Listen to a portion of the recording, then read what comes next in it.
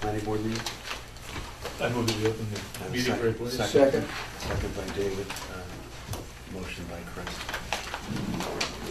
All those in favor? Aye. The April 8th planning board meeting is now convened.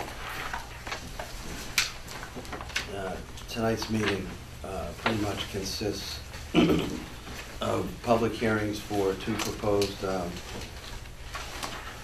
zoning articles to be included potentially, well, not potentially, but to be included and drafted for the purposes of the warrant in this year's town meeting.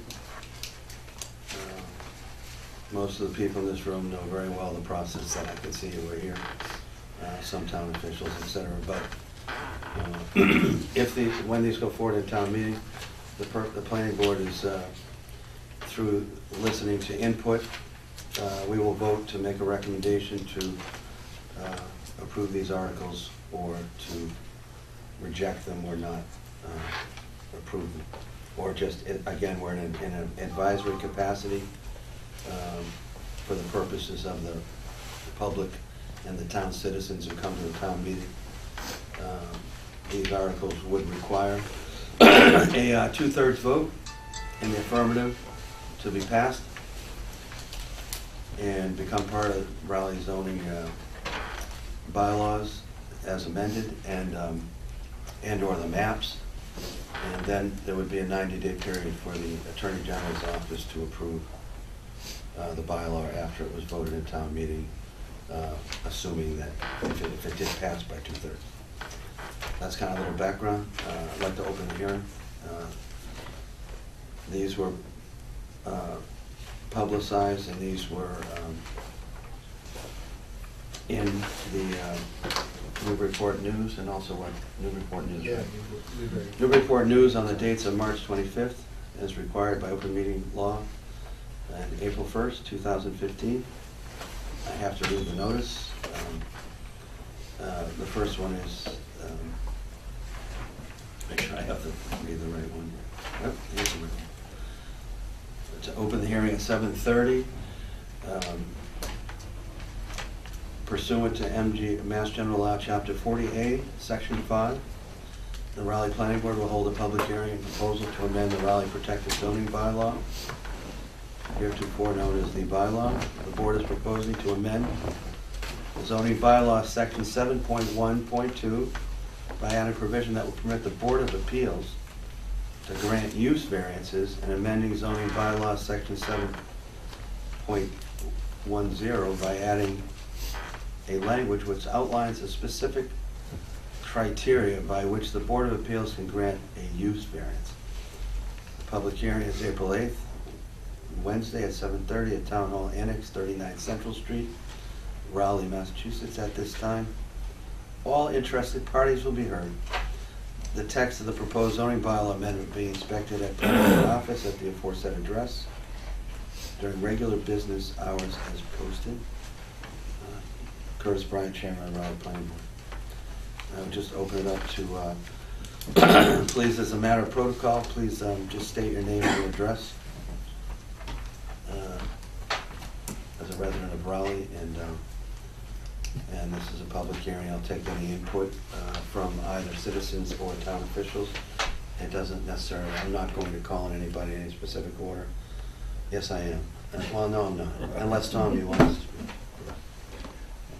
Well, Because we have a town official, Tom Heiger is, I believe, what, you're chairman of the ZBA? Well, I'm certainly a member of the board. Member of the Member board. of the zoning board. Oh, that's right, Don Thurston, sorry. Yeah. So you're representing the ZBA tonight, Yes. as well as what, the zoning review committee? Well, I sit on the zoning review committee as well. Would you like to weigh in or say anything about this? Certainly. This proposal that comes before the planning board is the result of a series of conversations that were initiated in the zoning review committee. The zoning review committee consists of 2 members of your board, 2 members of our board. The zoning board is chaired by Bob Mary of the Selectmen and by Ken Ward, and as well as the town planner, Kurt Baker. And the conversation arose in reviewing the second matter in front of the board tonight, which is the idea of creating an overlay.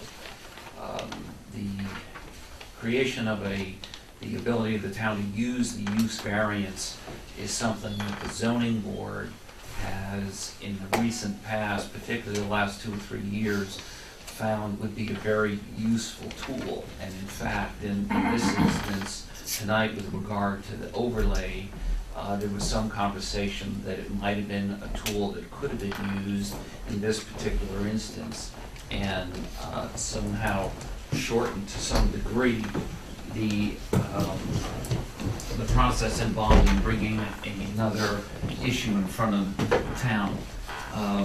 The use variance is something that is used throughout the Commonwealth.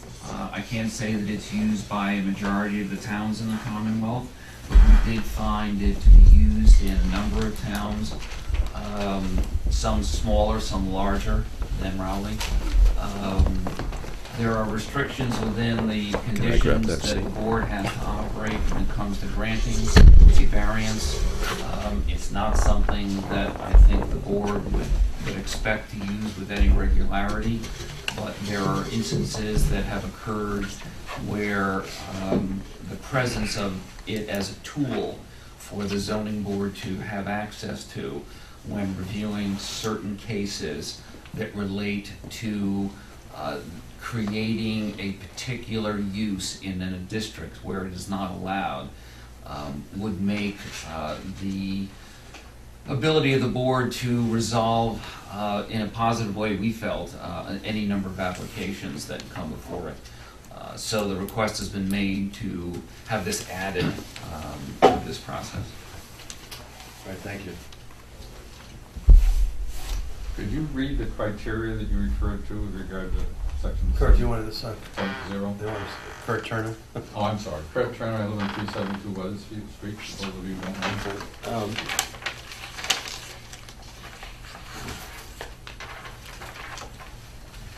You said 307. I'm sorry. Kurt, do you want to read the criteria, please? Okay. Criteria for evaluation for use variances. Proposed 710.2A, use variances shall not be permitted within 300 feet of a major arterial intersection with Route 1, Route 1A, Main Street, and Route 133, Haverhill Street. B, a petitioner for a use variance shall provide proof to the Board of Appeals that by denying the petitioner the use of the property in accordance with the strict application of the zoning bylaw would cause substantial hardship to the petitioner, financial or otherwise. And C, the granting of the requested relief to the petitioner shall in no way pose substantial detriment to the public good. It would not nullify or cause substantial derogation from the intent or purpose of the bylaw. Those are the three. And then there are two miscellaneous provisions. 710.3, miscellaneous provision A, the Board of Appeals may impose conditions, safeguards, and limitations both of time and use, including the continued existence of any particular structure. And B, if the rights authorized by a use variance are not exercised within 1 year of the date of authorization, these rights shall lapse and may be reestablished only after a new notice of hearing. Thank you. Thank you. The reason I'm here because I'd like to speak against this. I don't think this is very helpful or useful in terms of the growth of the town. We want to give a little background. I think, not that I like everyone's input is definitely equal, but I think it should be pointed out that you speak as a longtime resident here? 36 years. And also a longtime member of several boards? Yes. Okay. That's irrelevant. It is irrelevant, but in the sense that it just implies that you have some recognition over time as to how zoning bylaws work and are implemented, that's all. Okay, Just thank from you. that context. What concerns me here is that a couple of things. I can see that this would add to the burden of the zoning board of appeals by bringing lots of additional material before them. Historically, the zoning board of appeals has had trouble filling vacancies and has been slow to to pursue some of these things. And I don't say that as a criticism, it's just that it's a board that, that hasn't always functioned to its highest best, and that the people that serve on it and have served on it for years are very honorable people, and I respect them, and I'm not meaning that as a criticism of them. I just think that the board, that kind of a board, is any kind of, whether it's comprised of those kind of people or otherwise, or whether it's got full vacancies or no vacancies, they don't need a lot of extra work. This town is strapped for people as it is in terms of filling positions, and lots of boards around the town are unfilled. So I think it adds to the burden. I can relate. It adds to the burden of the town administration in general. Secondly, and more importantly, I think it piecemeals zoning, and nickels and dimes it all over town with the potential of doing that, and people complaining about having particular hardships. I think having standard zoning rules and laws that comprise blocks of the town makes sense, and that those ought to be changed either wholly by action of town committee and not allow these kinds of loopholes to take place where you can nickel and dime the process. I'm particularly concerned about the section of Route 1 between Weathersfield Street and Central Street, which I believe is zoned so that you have to have a use that is a subsequent use that is either the same as the prior use or the substantial equivalent of it, roughly speaking. This whole like non-conforming thing. Yes, Like in the outlying right. district, Raleigh has a lot of non-conforming And, uses. you know, this opens up the ability to piecemeal every single parcel of land between Weathersfield Street and Central Street to bring in business and other things, and creep the Route 1 business section all the way down to the end of that end of the town. Wouldn't that apply to the majority of the land area in the town which is covered by outlying district? Very likely true, yes. I mentioned that particular stretch of land because That's almost the entire town. I live near there, but, you know, the same applies all over town, and I just don't think this makes a lot of sense, and I would hate to even see it go to town meeting. Thank you. The only comment that I would offer in regard to that is certainly the zoning board is very cognizant of the town's desire to maintain the character that currently exists, and it is very sensitive to any expansion of businesses other than places where it would otherwise currently be appropriate. The notion that that there would be a substantial amount, and while I appreciate your concern about the board's workload, candidly, the board's workload right now, we do have, short of 2 vacancies for alternates, we do have a full board, and regrettably, because of the economy over the last 18 to 24 months, the board rarely sees more than 1 case a month that might involve anything of this nature. So by Mass General statute, that's the way it's supposed to be. I mean, that's the way it's supposed to be. It's an alternative last resort, and that's the way it's set up in this state. Exactly. The primary boards are Conservation Commission, the Board of Selectmen, and the Planning Board at that triad. And then if they don't get relief in those 3, they typically have it, that's right. And Tom, this passage in your board for this use variance would need 4 votes out of possible 5, correct? Yes. Now, you mentioned, I'm gonna go out on a limb, I might as well, I'm not gonna. I would like to think that, you know, I'm an advocate of people being able to use property in a fashion which is to their benefit. Whether grandfather in the commercial district or an in-home business, et cetera, whatever's allowed by zoning. And that is why I've stayed on boards. However, when you made that comment, Tom, that you've been on the board for a while, do you think historically, over the last decades, that that's always been the case, that the Zoning Board of Appeals has been extremely sensitive towards expansion or perpetuating businesses and/or allowing businesses in areas where otherwise would have converted back to, according to what town planning has recommended. The town has spent a lot of money and a lot of discussion and a lot of committee time to have this character and vision for the town, as do many towns in the state. They wrestle with this all the time. You know, the balance between being a town that people want to come into for the various reasons and live in a way that attracts not only residents of the town, but also valuable businesses. It's so that they can combine and they can live together in a way that is beneficial to both entities. But you can truly say with a straight face that that's always been the case over the decades? That the ZBA has been sensitive to retaining the character of the town?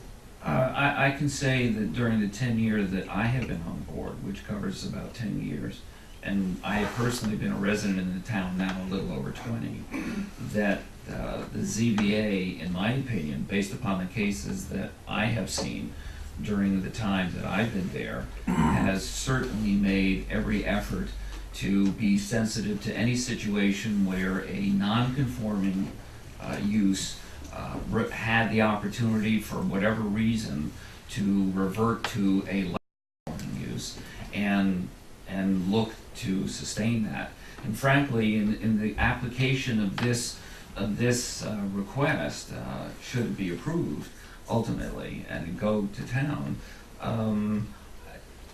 I see it probably an event that would occur less than 5% of the time that appears before the board. 95% of the time, the cases that come before the board, frankly, are cases that are involved with simple setback issues. And on occasion with non-conforming uses which change to go back, and whether or not there's an abandonment issue and things of that nature. Occasionally, because the development in town, as you know, has been rather aggressive over the last 20 years, there are fewer places in town to build. There are fewer places for businesses to locate. And on occasion... You think there are fewer places for businesses to locate? Yeah, I do. I think a lot of the... I think a lot of the available spaces... We've expanded our business districts almost every time. Well, I understand that, but we hear of a lot of businesses that want to come into town and have difficulty finding places to locate in town. And Can you give an example of that? Where they would want to locate? That they couldn't locate? I'm sorry? Where they couldn't locate? Where? There have been incidences of, there was certainly an incidence of a business that was formerly located on Weathersfield Street, a pet business, and there was no place for that individual to locate his place in the town because of the particular needs that he had for his company in terms of the space, in terms of the conditions that he needed to met. There just wasn't any place to set it up because of the way the zoning conditions exist. But instead of blanket use variance, couldn't you just add to the categories in the commercial district that would be allowed in more of a larger section of the town that is commercial, and maybe that was an oversight in the way the original commercial zoning was written? Well, certainly the opportunity to change an entire district's makeup by adding a use to an entire district is one way to approach it. Because towns do that. They I agree modify with that. use tables all the time. They do, and you can go through that procedure, and that's, I think, a component of part of the conversation of the second issue in front of the board tonight. Okay. Does anybody else want to speak on Seats up this? front if you need to. I know that, because I want to try to, thank you, Tom. Thank you. I want to try to stay on schedule and allow board members to, because we're going to take a vote on this tonight, I believe. Because we don't have because town meeting is coming up, we don't have months to throw this one around. Anyone else want to speak on use variances besides Kurt Turner and Tom Iger?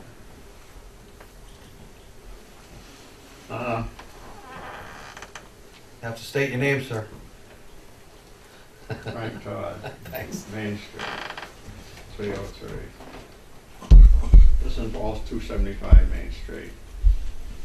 A big slice of my property is in the central zone, and the other part is in the outlying zone. And as I remember the last time we had a meeting, you talked about Bob Murray saying it followed property lines. This does not follow property lines. That's a good point. This You're 60 talking about the second proposal. You talking about the second one or this? Are you talking about use variance, or you talking about overlay?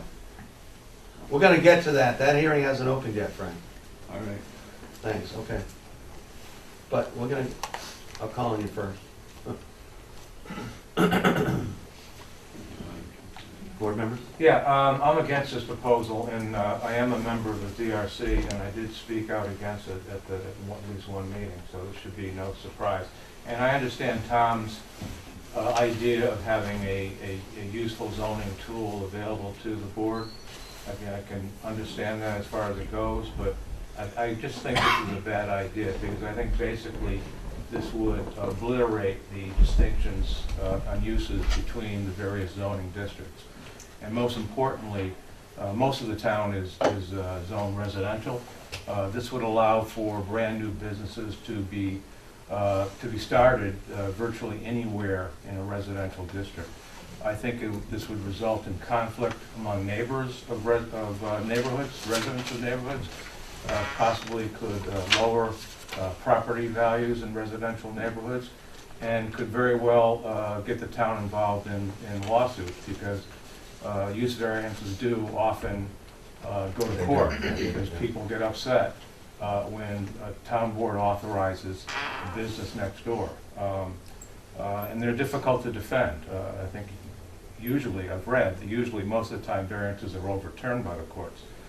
I think the standards or the criteria in this bylaw are either extremely easy to prove or Vague. extremely subjective. Pretty vague. For example, one of the criteria is that you have to, the applicant would have to show substantial hardship, financial or otherwise.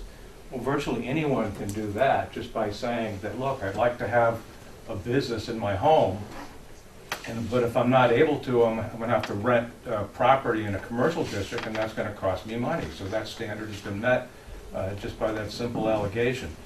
The other standard is that the variance would in no way pose substantial detriment to the public good. It would not nullify or cause substantial derogation from the intent and purpose of the bylaw. Those are very subjective criteria. Basically, it would be in the eye of the beholder if that standard is met.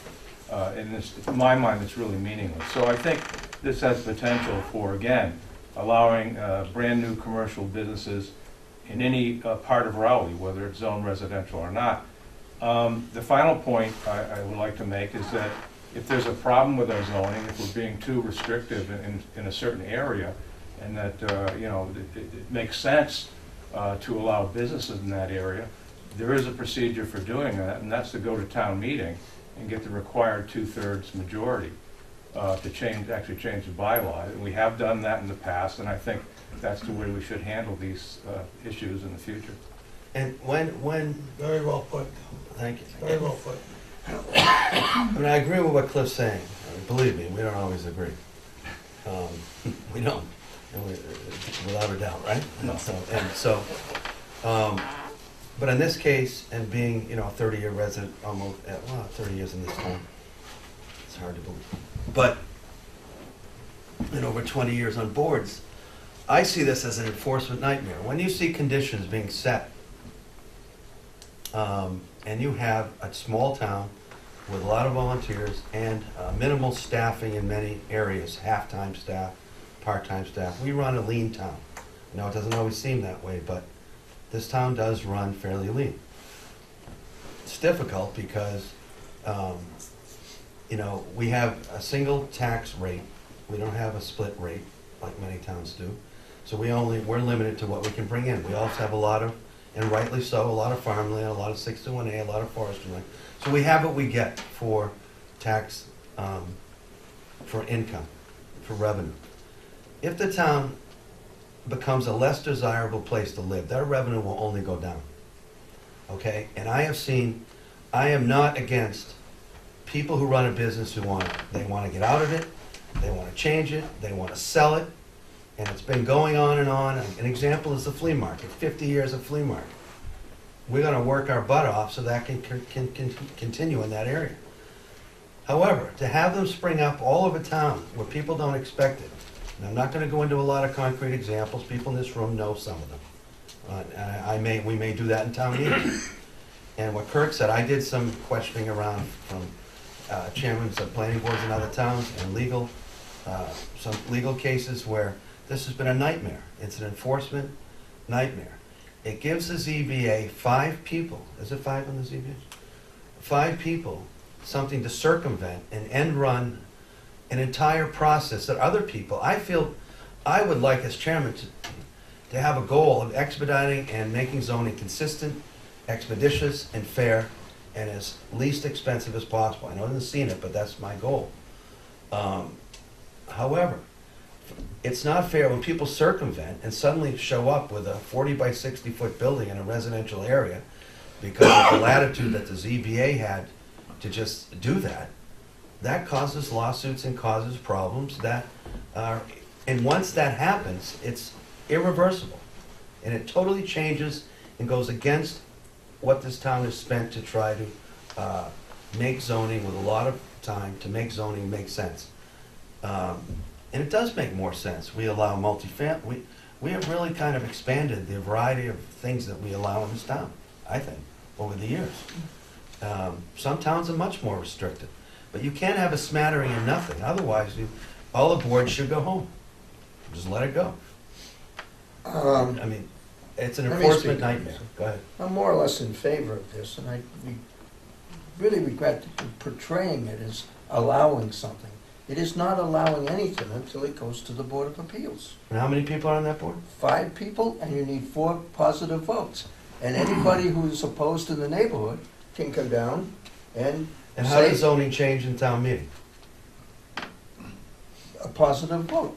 By 2/3 It's of a a vote, quorum of yeah. all the citizens That's who okay. live in this town. That's what we're asking on this ordinance. And not just 5 people. No, but you're arguing with me. I'm not getting a And I'm chance just to saying, speak. just make, go ahead. Forget it. Well, but just get to the point. I did. That you are not allowing this use until it goes to the Board of Appeals, and it's voted in the Board of Appeals. You're making it sound as though it's allowed by Well, us. But I think the I think standard that I'm sorry. the practical effect is we would be allowing, in my opinion. The fact is that town boards, and I'm not, whether it's a ZBA or the planning board, we approve most of the applications that are filed with us.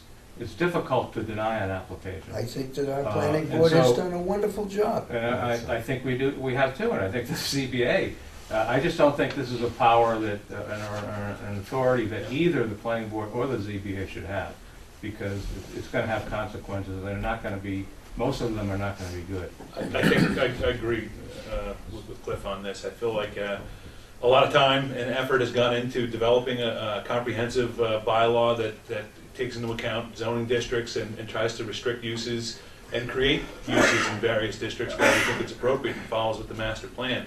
But what this proposes is that the ZBA have, without any deliberation beyond looking at the hardship, which, as Cliff pointed out, is really a nebulous term. It's very subjective and simply put, I bought the house with the intent of putting a gas station there, and now I can't put that gas station there, and that's a financial hardship. Well, that's not the reason why a neighbor should have to deal with a use in a district that they didn't ever intend. They have the right to understand when I move to a residential neighborhood, I'll have a residential neighborhood. I think if you end up leaving it, with where the criteria is really limited to, again, hardship and nothing else, then everybody's going to be able to get whatever they want. And not that I'm opposed to, I understand Curtis's point that, you should be able to use your land to its best purpose, but that also has to be consistent with your neighbors and what their intended purposes are as well. And this seems to subvert everything that's gone into the bylaw to date and puts it all, it makes the ZBA, instead of being a court of appeals, or, pardon me, a forum where you bring your appeals, that's going to be your first stop. You want to do something that the bylaw doesn't allow?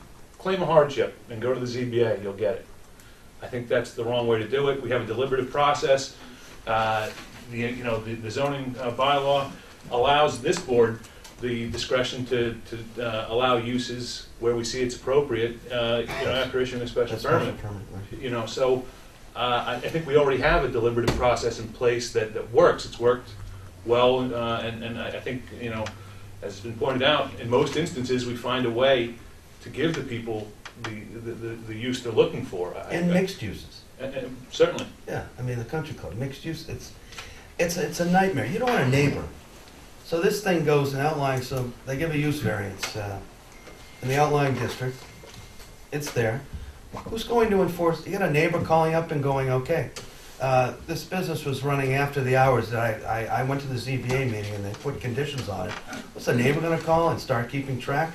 The idea of having districts is that you don't have to worry about that. We don't worry. We don't really know. I'm personally not that concerned when El Tapati, when the restaurant, when people leave, when they come, and how they're open, the hours that they're. In other words, that's not an enforcement problem. But when it's in a residential neighborhood, okay, and all of a sudden there's this giant, and all these conditions, which sound great on paper, but it's a nightmare. You can expect people to be calling one building inspector to not enforce these conditions. It's impossible, and I know that from experience. It's utterly impossible. Just to add along the lines that you've been talking about, if you just go down Weathersfield Street, in addition to the dog situation that was mentioned earlier, there's a exercise facility that has cars out in front of it all the time. There's a Montessori school that went in there behind the house, and the traffic went by there the other day when they were all getting out. The regular school buses were coming by. There was a traffic nightmare. Bennett Hill has a hair salon facility on it. Those kinds of things will continue to spring up, and we don't need them. And frankly, most of them either were put in, I'm not even gonna say how, but they went in not through going through a channel which was coming through the planning board, and that, it's called a planning board for a reason. That you hopefully don't have these issues. When people take an end run and go to the ZBA, and again, the ZBA, it's an incredibly important function. I think it works in a way in concert with other boards, and there's a good reason for it to exist in this state. However, some people, you can ask, if you went on the street, kind of like they do, Jimmy Kimmel does, and you ask, what does the ZBA do? 4 out of 5 people, or 9 out of 10, if you ask people in town, have no clue.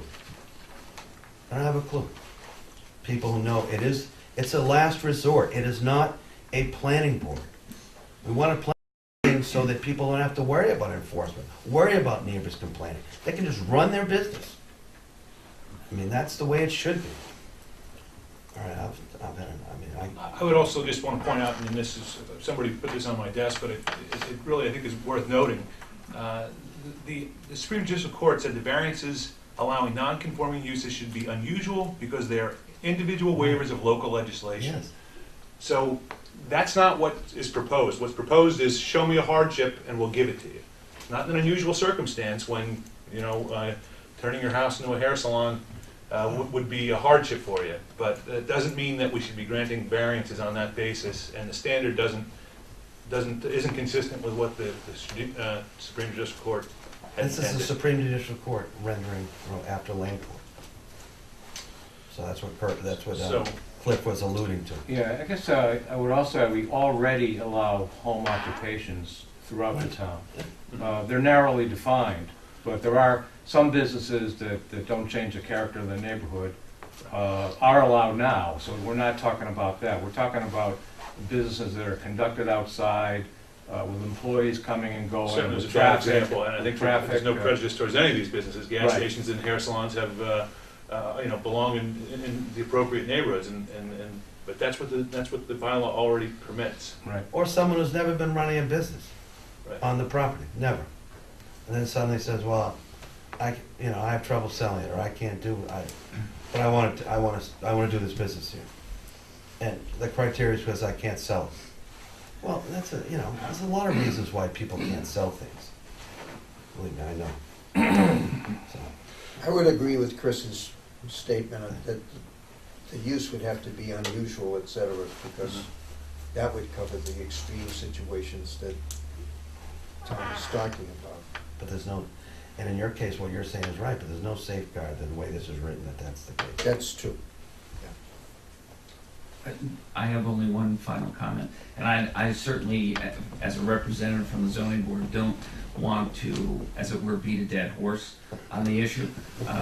But the only tenor that I want to perhaps correct is that there's a perception that the zoning board is some sort of a place where rubber stamping of ideas and desires and needs occurs, and it is not. The board takes seriously what it does. It takes seriously every case that it sees. It attempts to pay close attention to what the other boards in town are doing. It works in concert with your board. There's no question that there are ways that the language surrounding this particular proposal could perhaps be written more strongly. That may still not address the effective need. I think the zoning board, in desiring this subject to be put on the table, was looking for some sort of a method, some sort of a strategy to address the idea of making changes to zoning districts that do not involve taking years of time, which typically occur when we go to town meetings. And town meetings, if you don't make it this time, you wait another year. The zoning review committee has years of issues that it's trying to address, and we can only bring so many before town meeting in order to get those all addressed. So, Well, we only hired a planner a little over a year ago, so. well, all of these are Now very. we can finally start expediting, we get. Yeah, Tom, I think those are good points. Yeah. So there are, theoretically, this authority could be used for good purpose. I don't doubt that in a creative way. But as a practical, my feeling is a practical matter, most of the time the results are not going to be good. They're going to be things that people don't like in their neighborhoods, that sort of thing, And you already have a mechanism to go from one non-conforming use to another, which has been utilized in this town numerous times before the ZBA. You already have a mechanism. Yeah, no, But it's cumbersome. I mean, it is cumbersome. There's no doubt about it. Exactly. No, I understand. I mean, the reason it's here is to get it aired out. And one non-conforming use to another implies that's a use variance. It already is, in all intents and purposes, it's a use variance. Because it's an objective way for one use to go to another use. Well, the bylaw allows the ZBA to approve that. Exactly, but that mechanism is already in place. Yeah, here we're talking about brand-new commercial. It is, but I'm saying, it's not like nothing is Or in a place. different kind of use. Or different, or multi. And that's what I was units or implying, whatever. for someone who had a use that always went on in an area that suddenly zoning made them non-conforming. Yeah, it could be a multifamily development too, as well. Yeah, I know the resident, mixed use kind. Yeah, so, thanks, Tom, for coming. And all the board members for their input. I would like to entertain a vote to recommend or not recommend this article. Yeah, I move that we not, NOT, not recommend the passage of this article. And this article is, just for the sake of, take the glasses off, this article is for use variances to amend the Raleigh Protective Zoning Bylaw. I second that motion. Seconded by Chris Thornton, by Cliff. All's in favor of not, NOT, not recommending this article at town meeting, Aye. say aye. Aye. Aye. Is it aye or nay? I didn't- He said, I said aye. Okay. I didn't- You saw me say aye. Sorry. I do want to point That's, out that's unanimous. that, since these articles are being, or recommended, or the way to put it is, inserted by the planning board, since the planning board is not recommending it, what we need to do is, I'll type up a quick letter saying that that the planning board's not gonna support it, and that we request withdrawal of the use variance. Well, I don't know if I'd go that far. I think certainly we have to tell the selectmen that we voted 5-0 against recommending it. Yeah, But sure. it's up to the selectmen as to whether they want to proceed to put this on the warrant. and then it becomes a matter for town meeting to decide, so. But if it does go, I mean, does so- go on, it should be planning board does not recommend. Right. You So, write an you know, email I to don't think them. we should tell them to withdraw, or suggest that they have to withdraw the amendment, because It's we up to- voted against it. It's up to Okay. them whether they want to pursue this. But somebody from the planning board will be, speaking about the recommendation at the town meeting? Yes. Okay. Yes. Yeah, as we do when we recommend, we say it when we're for or against. Well, the planning board usually All right, moves, gets up and makes a motion to pass a zoning amendment. Yeah. We won't do it in this case because we didn't recommend it. That's Okay. the way I vote, but we speak on the issue. Okay. Can you, All right. I mean, can you just do a formal, like, action just to, no, we just did the formal action. no, I mean, in terms of, not, oh, okay, that's fine, that's fine. I just, We just voted not to no, recommend. no, that's fine, I just. We do just communicate it forward. Yeah. All right, so, Close the oh, public hearing. oh, thanks, yeah, thank you. Entertain a motion to close the public hearing make for the that- use variance. I'll make that motion. Can I have a second? Second by David Jakeworth, all those in favor? And also, can I have a motion to open the next public hearing, which is, I want to say up front, thanks on a terrible night for everyone to come out. Oh, well, it was terrible earlier, I guess.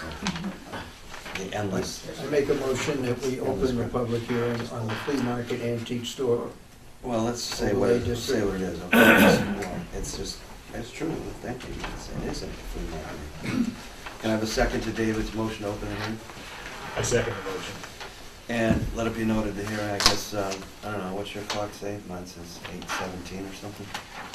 Just note, because it's late, that it's 8:17. Okay. I do have to read the public notice, which was advertised March 25th and April 1st in the Newburyport News. Pursuant to Mass General Law, Chapter 48, Section 5. The Raleigh Planning Board will hold a public hearing on Wednesday, April 8th, 2015 at 8 p.m. No, it's 8:17, in meeting room number 5 at Town Hall Annex Building, located 39 Central Street, Raleigh, Mass, in regards to number 1, amending the zoning district map of the town of Raleigh,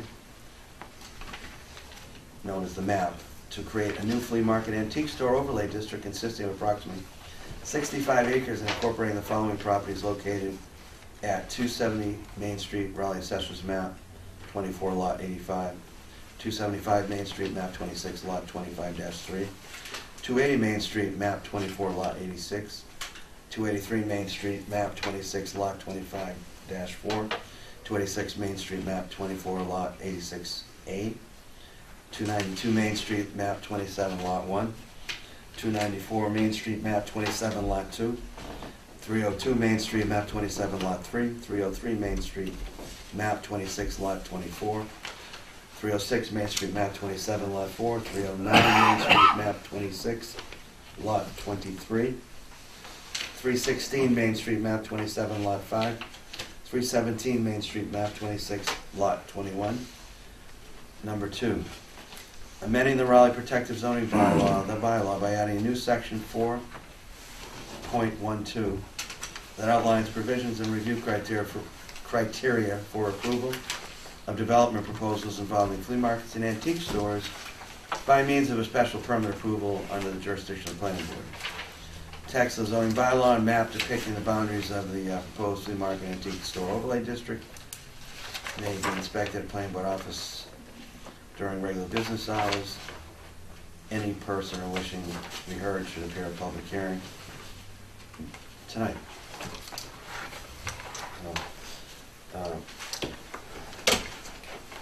Kurt, do you have anything to say, or should I just open it up? I was going to move my notes, Fred. Okay. The ZRC worked hard on this. Lee David was a member, right, of that? David and Cliff are the representatives, along with Kirk Baker, the planner of the ZRC, working together with building inspector and Bob Murray to come up with a, I think it was viewed, that's why we have the public hearing process. I don't think a blanket change in zoning was a way that necessarily people were somewhat divided in that. This was something that we're bringing up to have a more narrowed mechanism, and also that I know Kirk has talked to town council, et cetera, and has been working with the selectmen and the town administrator. So this is not the first, there has been some things happening behind the scenes on this, but we do want to hear from the public. So, just state your name and fire away. Hopefully people, yeah, Frank, you would, go ahead. You were gonna speak, again, this is the overlay. The old one, It's a map. Did you look at the map? yeah. Okay. Does anybody need copies of this? There's copies right. This copy's right here. I can make. Kirk will make more. It's not Everyone grab. a super long article, but it does. Is this also on our website? Yeah, I think it is. If it isn't, it will be on the website, under planning. I think at this point Kirk didn't cut off the property. All the properties are included in their entirety. Is that correct? Yeah, Except for this one. well, except for that, I didn't really, this is the same map, but those areas that where it's cut off, we can either like use a fish hook technique if you want to indicate that the rest of that, but all that that's back here is wetland and conservation area. Okay. So I don't know that it particularly matters to include all that. Again, it would help us just to get a feeling from the citizens and who have a stake in the game and/or residences in the zone that's being impacted. Again, so that the planning board can make a recommendation at town meeting.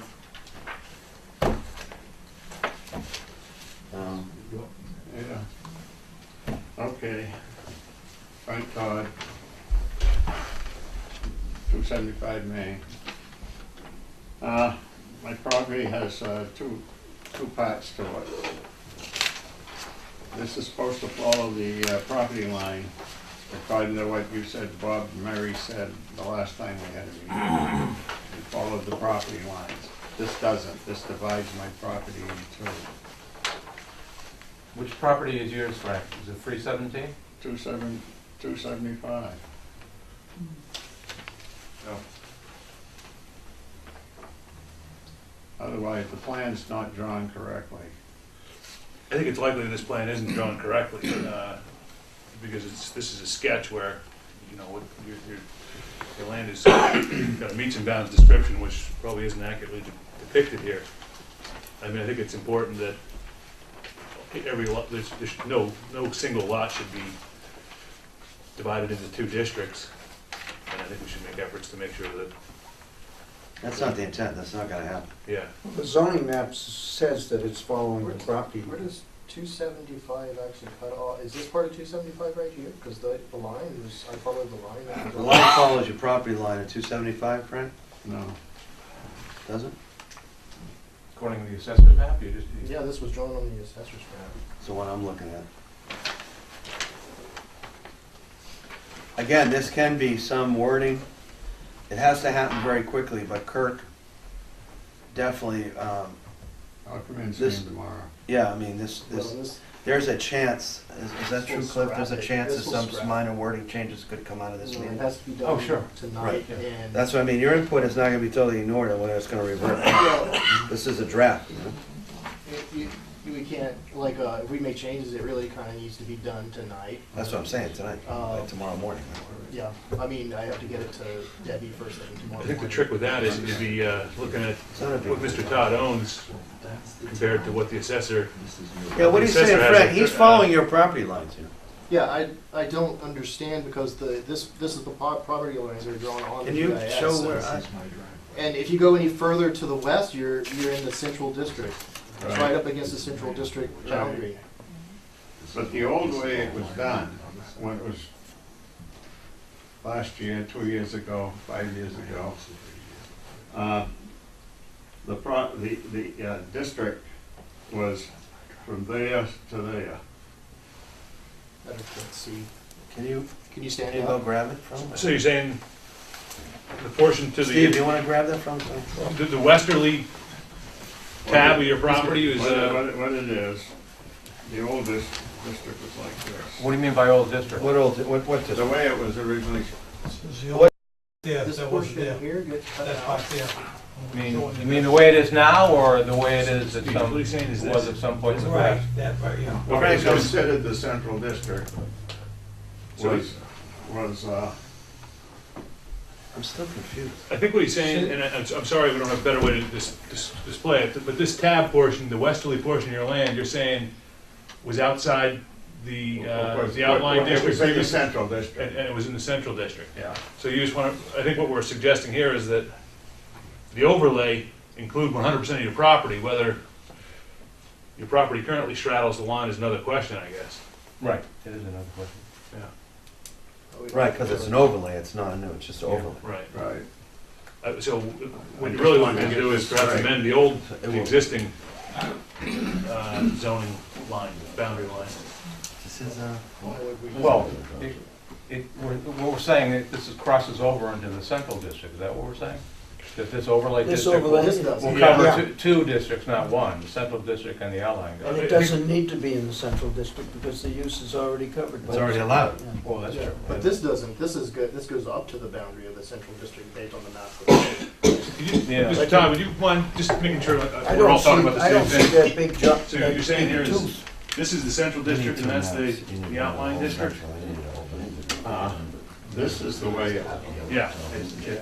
was originally laid out. Okay, so I think we, at least we understand it, and this would bring both of it in, I mean, that is what he's getting at. That the central district, That, that the line currently divides his property. oh, In some So- cases, the central district is defined by property line, but not in all cases. right. sorry, Frank, I'm not much help before, I'm sorry, you're right. On that, you're right. But Outline. that, I don't know why that, but that's not what, on the table tonight. wow, Is that, not really? No, it's not. The central district line is not something that we're dealing with. but We're we not- have we're to not- be yeah. Yet correct. the thing is, currently, No, we don't. that portion of your land that lies in the central district would allow this use. And now we're just actually bringing the rest of your land into that use. So we're not, changing that at all. yeah, I think we're, But we are including all of his lot in this overlay district, so, right? Yes. but I think that the portion that's already in the central district allows this. Well, it might, but it doesn't harm him in any way, I don't think. Right, I By- hope, that's not certainly not our intent. No, I mean, so I don't know. That's and a I don't good think thing it to does. bring up. I just wanted to make a point. All Okay. right, thanks, yeah, now I know that, but that was a previous administration. I don't even know when that happened. It's interesting though. It is interesting. We had that happen one other time, we rectified See, it, all around here, it's saying. when we had, sometimes lot lines change and districts don't change. change. We had that happen, and we ended up rectifying that at town meeting, and as soon as we knew it, we rectified it. Then your name, Walter Knopf from Warehouse Lane. A little bit of What's the last name? clarification. Sorry, I didn't get the last name? Knopf, Oh, thank you, K-N-O-F. thanks. A little bit of clarification. We talked about the overlay district, and evidently the ruling was that individual properties could not be redesignated. It had to be a block of properties or an area. Can you clarify that for me from Spot- some yes, reading? The spot of zoning thing. the Oh, you mean, council?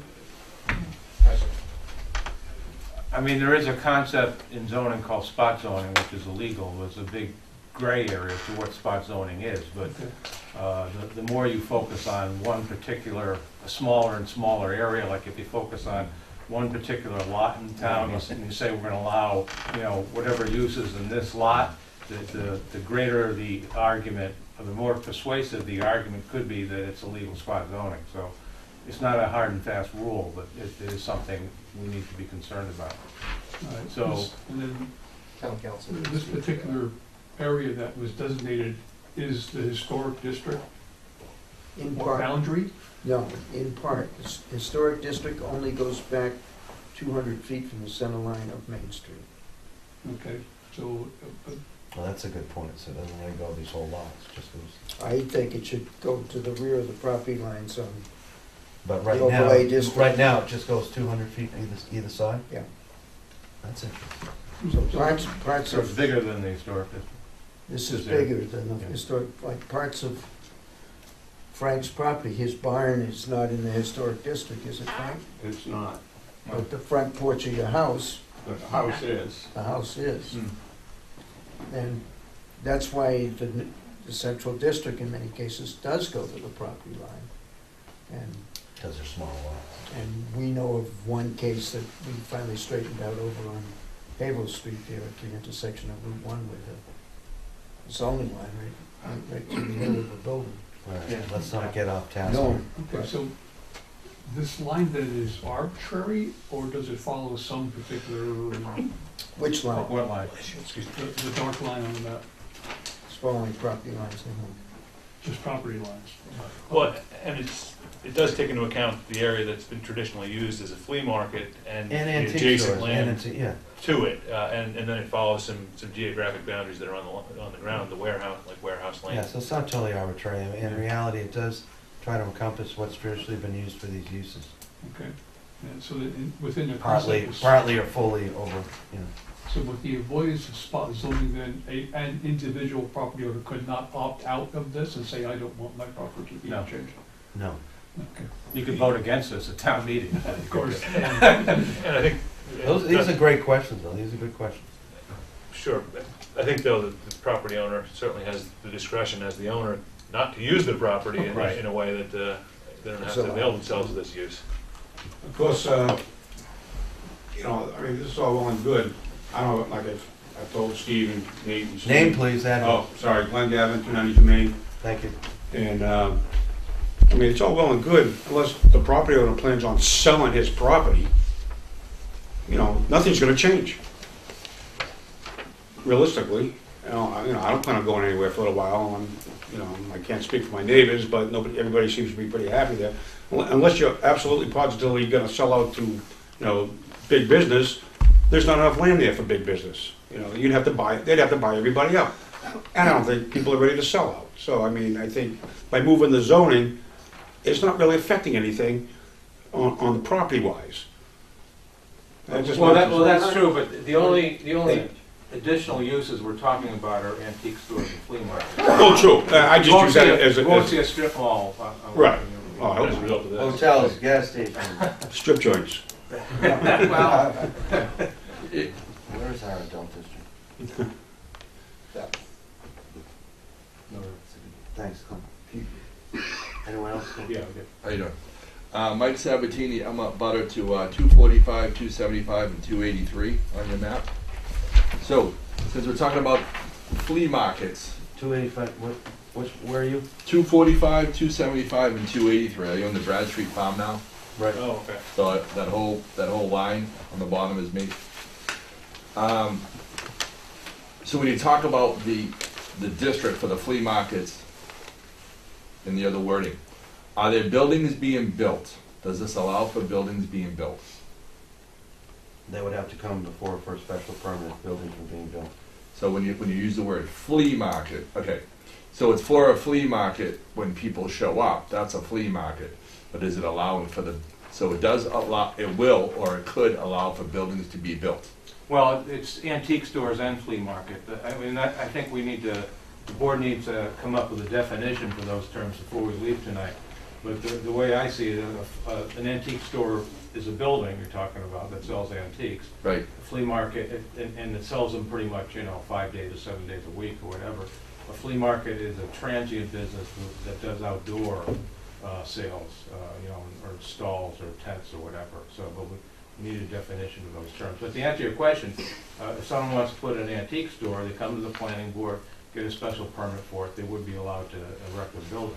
So all right, first off, I am for the concept. I am for this idea. I am for as an abutter, I am for the flea market, antique store concept. I think it's a good one. I think it's the way it ought to be in our area. My concern for your board would be that it is a historic district. I am concerned about the 200-foot buffer zone, that whether it's from the center of the road or not.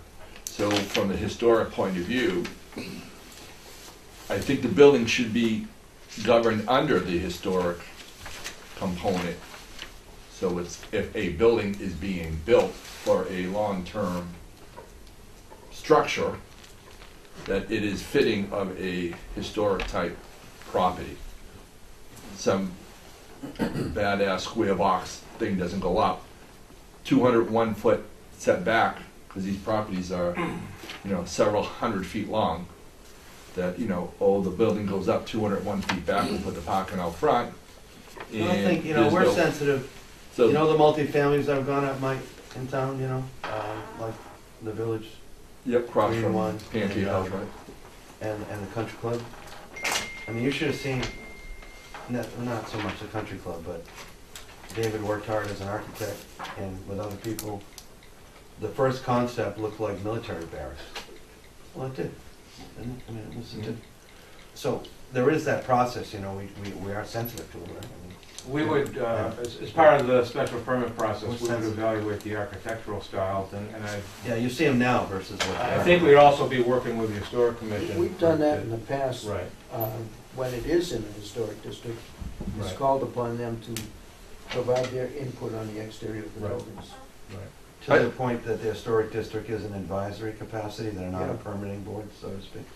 I've seen the things that Stephen and Nate have built, and they're awesome. I think this is a great opportunity And to who's put some type, Stephen and Nate. Yeah. I'm just talking about theirs. This guy's already got his buildings up. I don't know if he's gonna keep building more. But I mean, it lends itself well to a beautiful post and beam type structure or anything fitting of the neighborhood. So I think it's a great opportunity. I'd like to see the controls on the building of a nice building. That's where I'm looking at. That's one thing the planning board should be looking at in future applications under this bylaw. Okay. Of course, there'd be a public hearing and residents would be able to show up and express that opinion as well. And that's where Ken Hamilton, we worked hard, I mean, he did a nice job. Even though that's a retail district, so to speak, he built those buildings to try to take into account the character of the downtown. So as an abutter then, I'd like to say that I'm in favor of that project. Thanks. Anyone else, please? Steve? I have a question. You gotta say, Steve Conley, 270 Main Street. I think we're coming across as imposing some of this on some of the neighbors that may not be interested in it. Is it feasible to pull these lines back, specifically past 317, 309, 316, 308, 302, and 294? The smaller lots, and I don't think I understand the logic as to how these lines were drawn. And we weren't really involved in these lines, and I think we're coming across as imposing this on some of the neighbors that may not be interested in it. If we pull these lines in more towards the Todd Farm and 270, 286, and 280 Main Street, does that solve some of the problems here? Not really, because everybody's property until that owner does something that is a flea market or an antique store, it doesn't affect them. This just allows those two uses on an area that has some flea markets and antique shops in it already. Right, David, it makes a point, you're not imposing anything. All it is, I mean, it's not gonna change. And I don't think anybody's blaming you either. All right, well, I'm just thinking specifically Mr. Knopf and Mr. Tracy, Mrs. and Mr. Tracy, their lots are included in. Which lots are those? I'm They sorry. didn't have any say whether these lines were short of them or included them. It sounds like they don't want to be included in this, and that overlay is on their property. I don't understand why those lines can't be brought in a little bit. Does that get us into spot zoning if it's Yeah, only a certain amount of potentially, yeah. lots? Well, what's the definition on the lot? I mean, I wonder, is it possible we could Shrink it down. restrict these uses to lots that are a minimum, because I noticed you make a good point, 294, 302, and 306 in particular are under an acre. So, to an own, restricted to lots in this district that consist of not less than an acre? Therefore, we wouldn't be affecting those smaller parcels. Mr. Knopf, what's your parcel, 317? I abut 317, 309, 303, and 283. Oh, So but you're you're not, outside. you're out of this district. I'm a butter. You're on Warehouse. I'm Wales. Is anybody here from 294, 302, 306? The ones that's one, we were talking about those, Steve? Yeah. Those are the ones that are less than an acre, correct? This is Michael Tracy, 317, just identifying myself. So do you have any opinion whether you want to be in or out? You asking me? Yes. I'm sorry. I think my opinion is I'm opposed to the proposal to amend the zoning district map in that I'm trying to understand the concept of rezoning 65 acres and 13 properties in a manner that seems to be to benefit one individual, regardless of who that individual is and what their purpose is. Conceptually, it seems like it's imposing a lot on several other property owners and changing the potential property values. I don't know what the impact would be on my property values or my neighbor's property values on this proposal or the project. There's a lot of uncertainty about it. So I'm here tonight to say I oppose the amendment. I'm not certain I can speak to my opinion of if the lines are changed or shrunk. That's a new concept, so I would need to think about that before I could say with any certainty where I stand on that. But the overall arching principle is I can't see the amount of land, the amount of properties which seem to meet the needs of a particular, one single property or one particular owner, again, regardless of who they are or what they intend to do. It's a principle for me.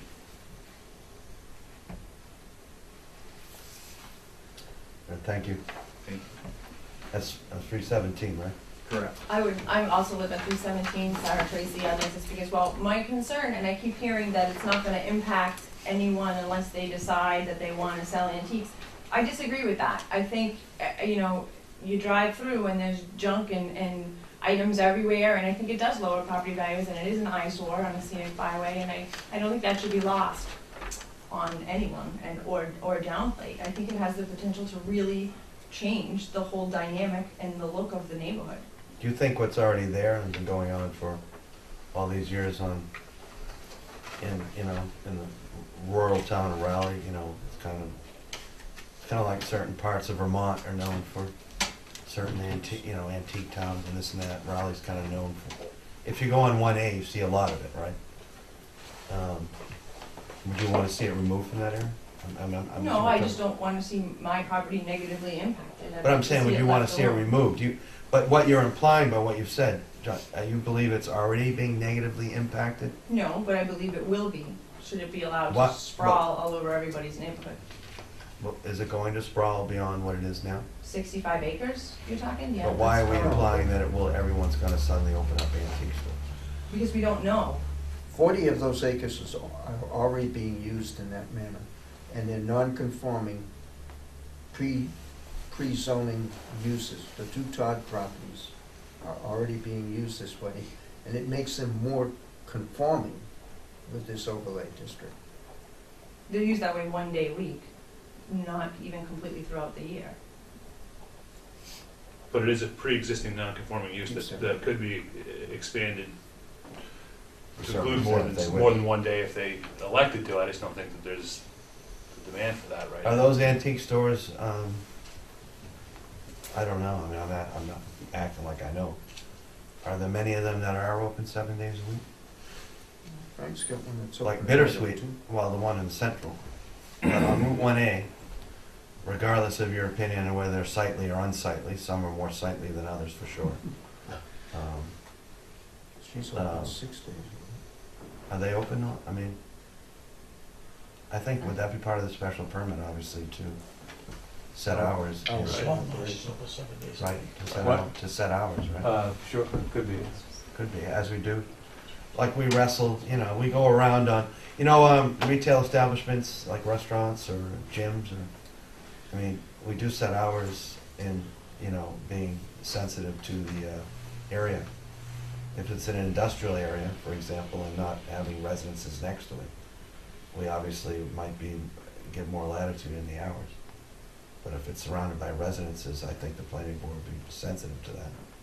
Or I would,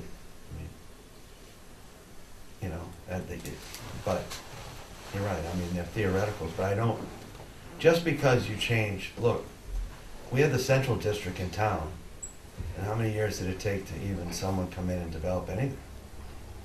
It took like half a decade, I mean, you could restrict some of these lots, so the Well, 317. Steve, you're bringing up a good point. I don't want to go too much to the point where you jeopardize the AG's office just blowing the thing up. I mean, you could take out 316, 317, 309, and it would still be, a cohesive, 55 acres or cohesive 40 district. acres. But I haven't heard that the people who own those lots want to be excluded. Except you. But were they? You want to be out. They haven't said. You want to be out. You don't want that imposed on your lot, 317. I mean, we could take your lot out. I'm concerned about the traffic, I just think it's just such a change, and I guess we're, But you're not that concerned that your lot is within this district. You're concerned about the whole idea. entire Yeah, idea, right, yeah. about Okay. rezoning So, 65 because we could take your acres lot for out one person. easily, that wouldn't, I don't think that would be a problem. We can take lots out, as Steve was mentioning. He's saying, if there's an implication that this is an imposition and a detriment to the people that are already there. But, I don't know about, we haven't heard that anyone else wants to be excluded from this either, so. I think maybe a point of clarification, I don't think we're advocating to be excluded Yeah. or not. I think allowing this amendment opens the possibility for a lot of uncertainty for us, because there are a lot of question marks over the building or not. Is it indoor, is it outdoor? What's the size of the building? What's the traffic impact going to be? What's the property value impact going to be? We don't know any of that. So it would be very difficult to say, yes, go ahead, we're fine with the zoning amendment, but we have all of these question marks and uncertainties of what the potential impacts could be, and that's why I don't feel confident or comfortable even talking about whether my property is in or not. It doesn't answer those uncertainties Right, for me no, about that. That's correct. Cliff, explain to them the process, if this was approved, on how something would come, so that they could have their input on it. Well, yeah, I mean, if this article is passed by town meeting, it becomes part of the zoning bylaw. That would still mean that before anyone could open a flea market or antique store, they would have to file an application for a special permit with the planning board. There would have to be a public hearing, and during which residents and people in town could present their opinions on it, and then the board would render a decision. And that time, they just say right there, they say, okay, this is what we want to do. This is the size building we want, how many cars and when we want to operate. They just lay it out on the table. This is what we want to do. They don't hold back. They say, this is what we want. Yeah, it would be a very specific proposal. It's a transparent, open process. It's like, here, it's not like suddenly they come in with just a concept and then suddenly it balloons into a building that's 4 times the size. It doesn't work that way. And again, we're only allowing 2 specific types of businesses. This is far different than the original proposal, which was basically to open up the area to all sorts of new businesses. So, And we're trying to recognize what's happening in 1A in this town. We can't deny it. It's there. We're not, it's either you take it away, it's, I'm not certain what you're saying. well, I'm just saying, on 1A, there's always been quite a thriving certain times of the week. Antique and flea market's different. I kind of look at it as it's like a super garage sale. But there are viable antique businesses that Raleigh is known for all along 1A. From the beginning of the town and the Ipswich border, right to Newbury. Almost, it's not like we're imposing, we're not creating something new because we like antique stores. I don't think, isn't it there? I mean, I think, I guess our point, our feeling is that more is not necessarily better. yeah, I don't know. That's a good that's a good point. I mean, if people wish to get together and every single person wanted an antique store and came before us, we would have to consider them, you're right? Sure. The overlay district, so the line goes here. But I don't, that's never really been the case in the town while I've been on board. Because one person does something doesn't mean like all of a sudden everybody's copycatting. Just scratch it off. But it could, you're right, I mean, I'm just saying, you're right. Possibility hypothetically. You're right, all hypotheticals are possible. She'd exist exactly. Can I ask a question? Today. Considering the smaller lots, like 294, 302, 306, these people here are 317, does the size, say this passes, hypothetically it all passes, At town meeting. at town meeting, does the new rule, would it even allow them to have it because their lots are so small and the house is right at the street? Or are there other rules, the new central district overlay, does any of that Historical. matter? No, the lots aren't that small. I mean, they could have small antique stores. I mean, I think it's conceivable. I mean, I doubt that all of them would. I mean, I Right. doubt, maybe none of them would, you know, for all we know. Yeah, but it Does the has to square produce- foot size of the lot prevent them? Well, they'd have to produce a site plan Yeah. that would conform to the existing bylaw that we could approve. And have adequate on-street parking and all, you know, all sorts of things. So, I mean. It doesn't negate or exempt from other bylaws. It's conceivable, but it seems unlikely to me that more than, say, one of them would want to do this, Right. if even one, you know. Some of them are already being used at their highest and best use, which is multifamily that have dated back a number of years.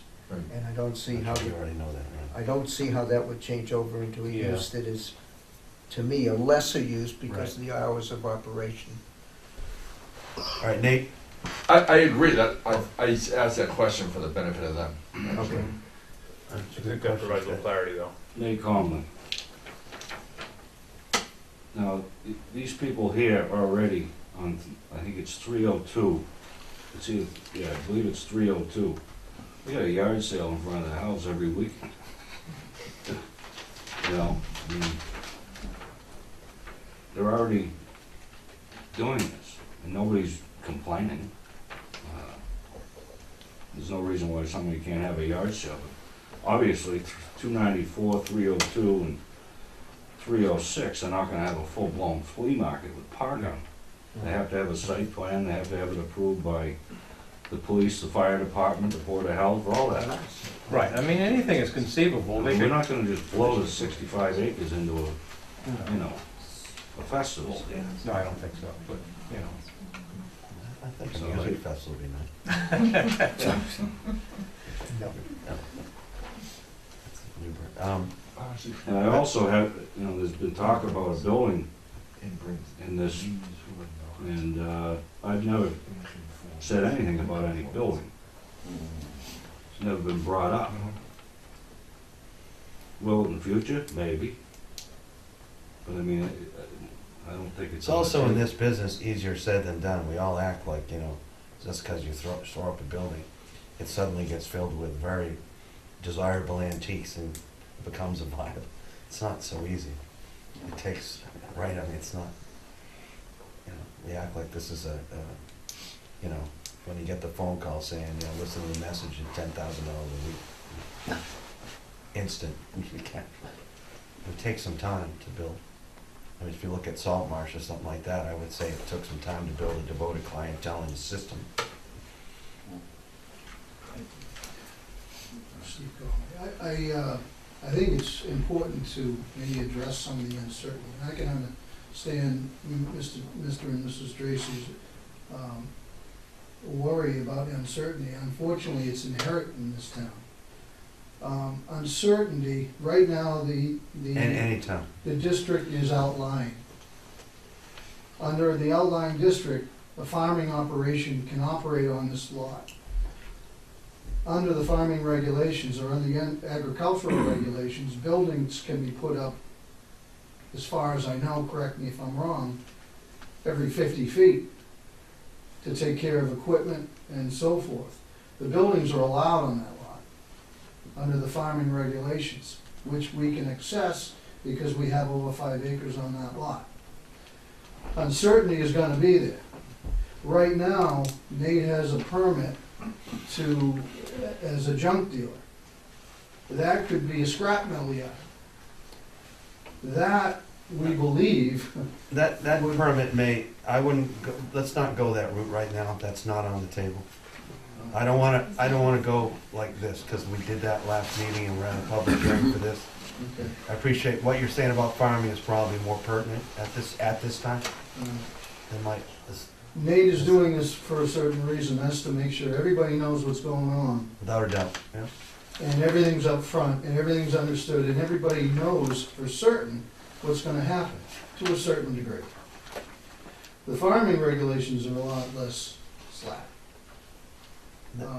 It opens up a lot more uncertainty. Nate's doing this for a reason, everything's up front, everything's on the table, everybody in the area understands what he has in mind and what he's gonna do. But he's already, you've already become part of the business in a way that brought this to the attention of a number of, by cutting, by putting a parking lot up. Correct? The parking lot happened, right?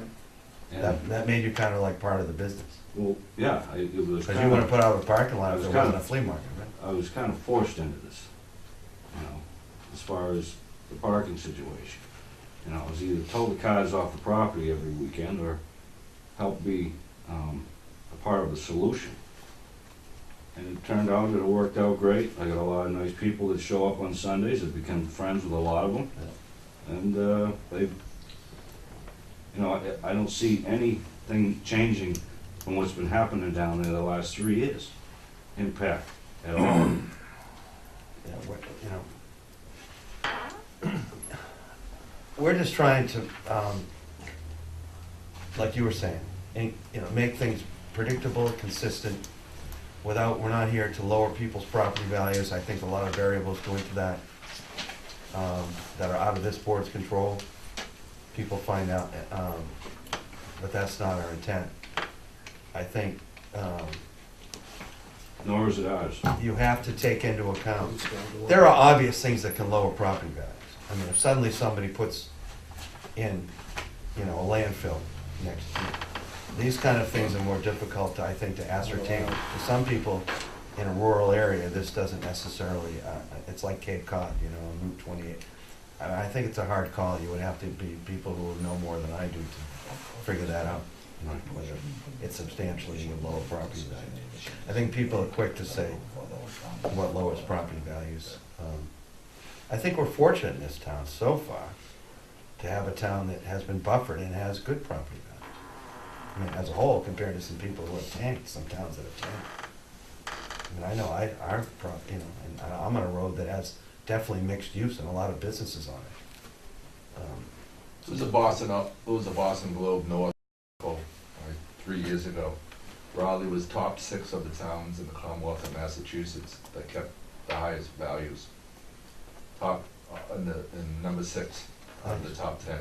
So we're trying, the They board's. kept their values. And with I'm telling you, if the latest town is ration. inconsistent, we have to be sensitive, but we have to try to be consistent and transparent. And, And be progressive. yeah, and also that's why we have a planning outline, and we try to implement it, and we have historical. Ipswich wrestles with the same sort of situations all the time, Georgetown.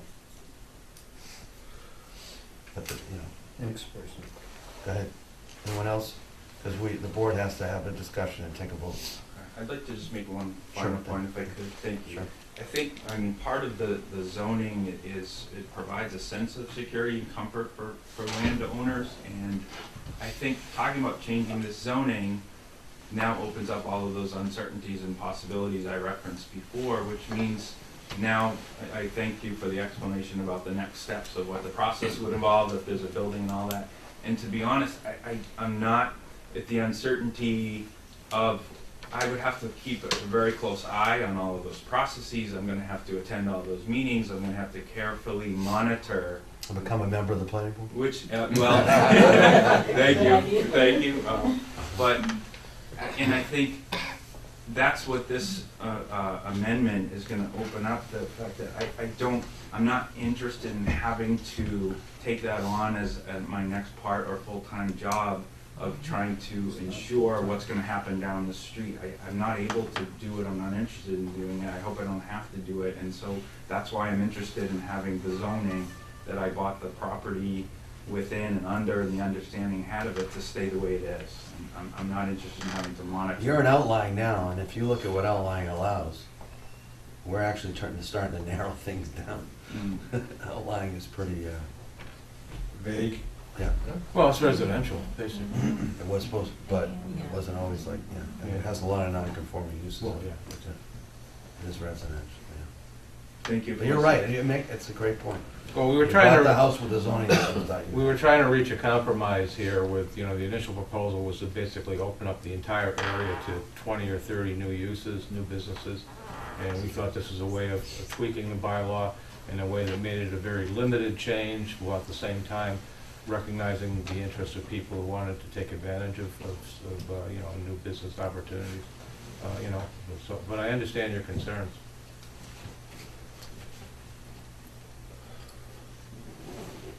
Really Take a good. vote. Some really excellent points. Any other questions?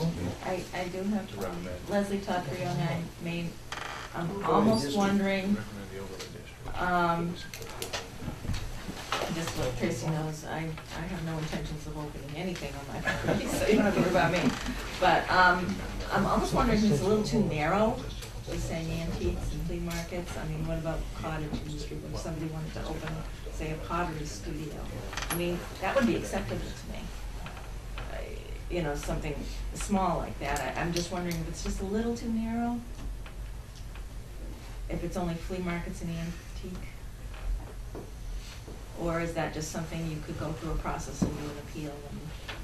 And I have no intention of doing that. Well, I think if, I just- that's really manufacturing, I guess. I mean, No, that's like an I in-home mean, business. I- It could be an in-home business. An in-home business? well, you can do that. Home occupations are allowed. But we can already do that now. You could make pottery inside your home, yeah. And that's you not- could have people, you could have people come in and teach, like, in Newbury, people hold art classes and that kind of stuff. Yeah. I know Okay, for it. that's, I mean, I know of Chances are. situations off of 1A that are a residential area that Newbury allows them. Their house, people come in, they hold classes. mhm. I guess it depends on the scope, But I was gonna say, if we start adding new uses, I think we have to re-advertise the whole public hearing. Okay. That's another really good point, but But you can sell pottery. as Okay, Miss- well, as can't Mr. Hargett was do saying that, on the so- CRC, these are things to knock down one by one. And these are where you encourage, people let this happen, and only when we do this do people come out of the woodwork. This is online, you can read these things, people should read it and go, I don't like the way this is written. Why leave it up to us? Some volunteers, and we're gonna get burnt out and leave. Why don't you read this and make comments? We have a planner now. I mean, we ran into this one time early in the year, what was it? I won't get it. But it wasn't the exact definition that should have maybe allowed in a commercial building. And we felt horrible. But it just was an oversight and maybe wasn't updated to what people want to do today. If you have input, give it and it gets done. But people go into this is the only time you see anyone. Half the time this is empty. Right? Nobody, just cameramen guys. We have people come, Well, not this many. the proponents and the lawyers and the engineers. Some are lawyers and engineers. Kurt, would you just clarify again the actual process? Because part of my concern as a listener is that there's a sense that a decision is gonna be made and that it has to be made tonight. And in fact, like, this is the front end of it. I mean, whatever the board decides, whatever adjustments you make to verbiage is simply gonna be recommended to the selectmen to stay in the warrant, that's gonna go to town meeting, and that's where the final opportunity to debate whether or not this is adopted or not actually occurs. All right, to clarify the law. Well, you've just said it. Okay. You wanna help? You just said it. I mean, You wanna help? I'm gonna put Kirk on the spot. Oh, am I putting you on the spot? Well, you want me to clarify the process? Yeah. I guess what I was not sure is that you're saying that if there's too much of a change to the text tonight, that. No, what is the No, process if if we recommend this, and it might be tweaked, we put a definition on, but this goes to town meeting, how does it get approved? How many votes is it need? What's the process? If you like this or don't like it, show up at town meeting and express, and vote, you know, express your opinion. It's a two-thirds. It's your right, you know. A quorum is a minimum of 100 people in this town, It has to pass by a 2/3 majority, so these don't always pass. and hopefully in a town of 5,500 people and I don't know how many voters, 3,000 something voters. You hopefully can get more than 100 people to come. Sometimes not though, I mean, Yeah. my phone's been ringing. People Good call me up calls. and tell me to come over, 'cause they live So we would close. encourage as many people as possible, because then town meetings, you get a more objective vote. Less corrupt. That's it. Not No, but no, it's not, it has nothing to do with that, what I just said. It has to do with apathy, and people are busy and May, and I think it's important that people understand the importance. You know, it's not only voting for budgets, it has a lot to do with land use. My request tonight is that the planning board votes to not recommend at the town meeting. Thank you. Do we have a choice, recommend, not recommend, and no comment? No, Oh, that's only a fine, okay. we have to make a recommendation. That's fine, I know. That's our job.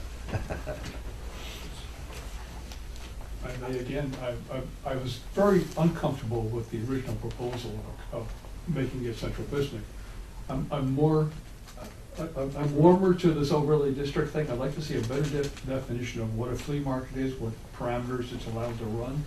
I like Leslie's suggestion, maybe art galleries would be appropriate in this district as well, something that enhances Route 1A. So maybe a little discussion about what That's a good word. we want Art to see there. galleries. Yeah. That's a very good word. You guys can We consider. have one in the central district, couple. Yeah, okay. The definition of an antique shop could cover that with the definition of the antique shop, maybe. Yeah. Okay. As Would A lot of paintings art are created antique. within the last 25 years qualify as an antique? Probably not, you know, so. antique's very vague, but. Yeah, it is big. Why don't we But it's a good Why don't we point. want the definition, why don't we put art? Most of us in this room are antiques. Good. We'll put art, There you go. taking the input, why not, art? I don't think art is it's a great thing to have people come to Raleigh for. It's gifted artists all over the North Shore. You go. And it's not all antique art. It can be antique, it's like, it was done 24 hours ago, it's old. Very good. Anyone else?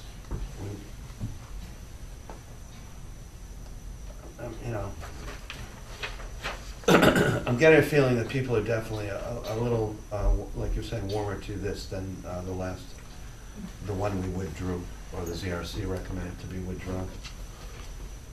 Is that correct? Yes, sir.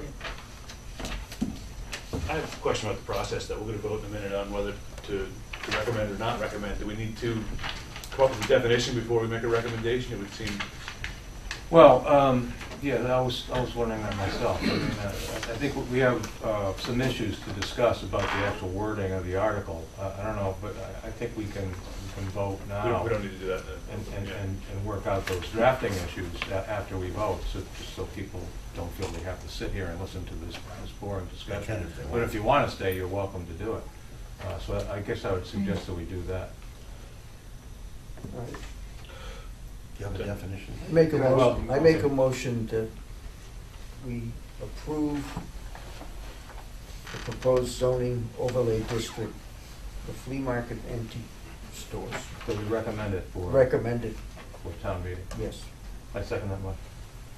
So, motion by David Jakewith, second by Cliff Beer. All those in favor? All right. Aye.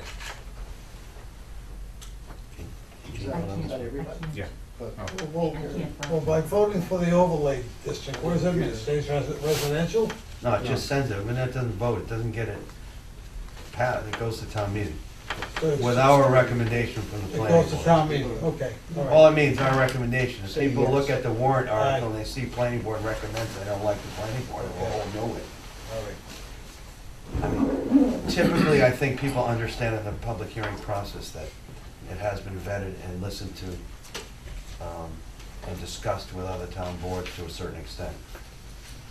But obviously, what happens in town meeting, people can go back up to the mic and say the same questions and make the same comments against or about or for this article. You can speak in town meeting as well, just put your name in and say, I don't like it for this reason. So you can, that's the open process at town meeting. Democracy in action. I mean, just because we recommend and go up there and say something doesn't mean that other people have no more input. We already voted, right? Say yes, okay, so yeah. Does that end the public hearing? Jane, you're awful quiet. Oh, I can't, I don't want to get, you can still make only on comments. special permits. All right, is anybody, have you looked at some definitions from other towns on Yeah. antiques? There's some definitions in the packet right now. Does anybody want to look at this packet, look at the definitions that Kurt gave us? Feel Can I free. ask you a question? Go ahead, Nate. Will there be a representative of the planning board speaking at that town meeting? Yes. That's correct. One representative of the board. That leader. We take zoning, yes, and, you know, yes, and it's usually someone with experience in the process. Who knows what they're talking about in terms of how we got to this point and why, you know, what it all means, you know? Like there's something in the warrant, there's also a brief explanation in the warrant, you know how you read? There's a summary, and sometimes the wording is somewhat legalese here, so you kind of cut to the chase what it means in the warrant, so. Isn't that written like that? Don't we have a draft on that too? Yep. There's a draft, for example, this article would amend the town zoning to depict the boundaries of a new flea market antique store overlay district, now FMAOD, because you don't want to keep writing, consisting of approximately 65 acres. Amend the zoning bylaw section 3.1.1 establishment of districts by including reference to the FMAOD. Add a new section 4.12, which specifies the approval process for flea market and antique store proposals as being by special permit, and assigns the planning board as the special permit granting authority for flea market and antique store special permits. This portion of the article also specifies the sequence of permitting activities between the planning board special permit approval and the board of selectmen licensing of flea markets under the flea market, transient business, and auction bylaw outlining the general bylaws for the town of Raleigh. So in other words, the selectmen and planning board work together as we do now in many cases. That's what's gonna, that's also gonna be written in the warrant. Are you reading the ones from your, I would read the one from the packet, I've updated a lot of That's it, it's been drafted, but that's similar to that? That's, I've worked with Debbie. He's been tweaked. Oh, well, sorry about that. That's what-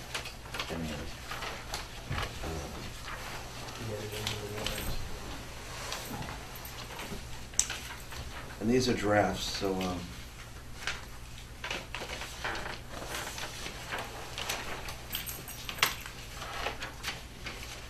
which the selectmen do, and the selectmen have the, what are you saying, they have the ultimate say, right, on the warrant? Yes. So they will potentially vote on this next week? I would think so. And it would. I'm not sure about next week. I don't know about Well, there would still be enough time to get this on this town meeting? that. We think so, yeah. Yeah. Okay. No, it's already on there. It's on there, and my understanding is that they're waiting, like, this is it. Yeah, it's on there, we got it in on time. It's pretty much. Had to be in by what, the 30th, right? Yeah. Yeah, I've got it, I made sure. But in terms of what you can actually change, like, there is a deadline. Semantics and some legalese we can change up till tomorrow. or so there is a deadline. We're just gonna refine the definition of flea markets. We're looking at some things now. Flea markets, for the purpose of this section, the term flea market is defined as a building or portion of a building where individual market stalls or space are rented or leased. Where does this one come from? Yeah, I Florida. said You took wherever it. I could find an actual. Leased by persons on a daily or other basis to display, buy, sell, exchange, or deal in new or used goods and services. Flea markets is sometimes referred to as swap meets. The flea markets can be outdoors. Right. So some towns have like, these markets are entirely in enclosed buildings, but these are outdoors. Flea markets are regulated as retail businesses and must have a license and shall be located and developed in accordance with applicable zoning and building code regs.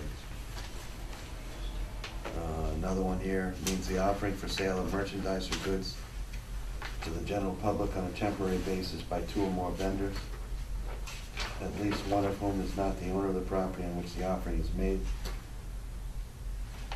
That's what, Nashville? Yeah.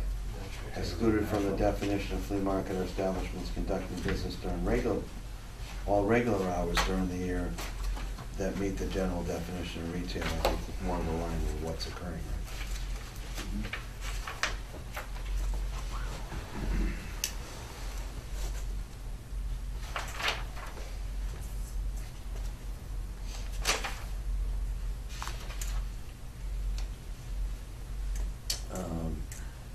we would consider the parking, landscaping,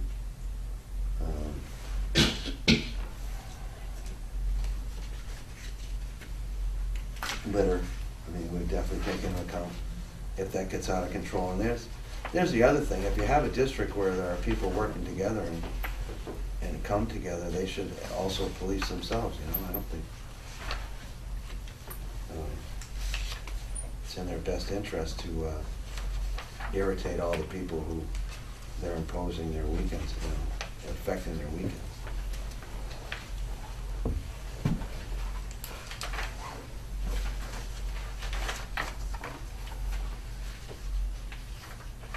George, do you ever know the people doing that?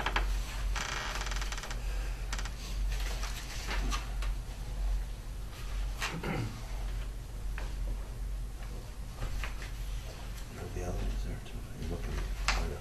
I mean, the one from Florida seems pretty concise. Just say, people leased on a daily basis. Flea market means the use of land, structures, or buildings for the sale of goods, usually second-hand or cut rate, by individuals or group which lease a portion of the building or land from which they sell by the hour, day, week, or month. I mean, I think, not that we're really splitting hairs, but it should say license, not lease. Oh, okay. Well,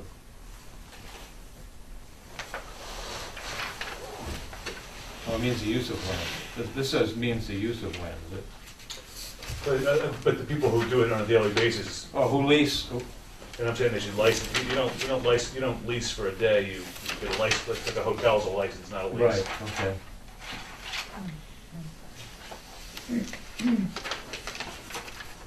Well, how about which lease or are licensed to use?